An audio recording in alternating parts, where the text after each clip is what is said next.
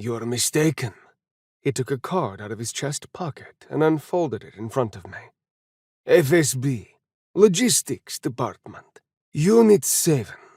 We've got something we'd like to talk to you about. The FSB? I raised an eyebrow.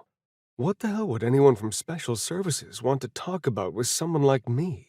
Maybe you're mistaken. No. Please have a seat in the car.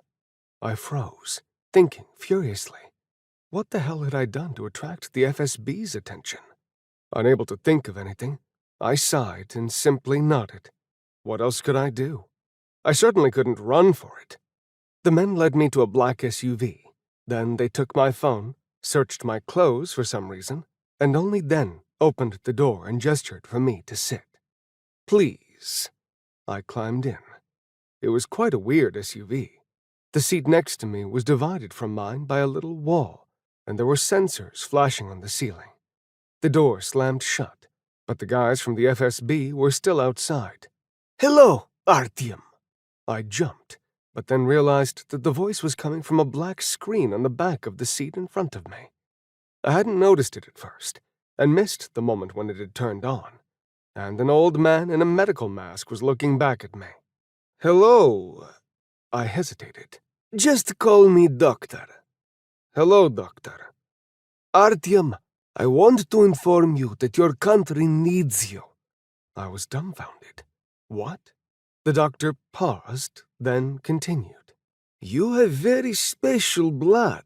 You know that, right? Yeah? Goldenblood. You're one of only 29 people on the planet to be so fortunate. I frowned. Right, I thought. Super fortunate. You know about the meteorite that fell to Earth about a year ago? Doctor continued. Of course, I nodded. I mean, who didn't know about it? Everybody and their mother was talking about it. As you most likely know, we've discovered several new elements. I nodded again. That was on every TV in the country, too. And we've been working with them for a long time now. Together with our colleagues East and West, we've developed something that's truly revolutionary. It has the potential to change the world as we know it. But we've been meeting with failure after failure in the experimental stage. I suddenly felt cold inside. This wasn't the kind of conversation they would strike up with just anybody.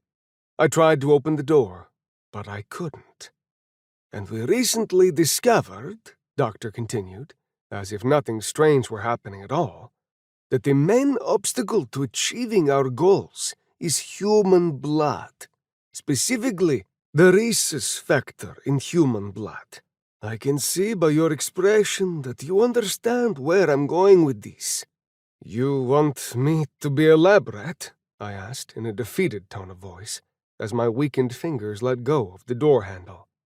Why do you say that? Doctor looked at me quizzically. No need to exaggerate.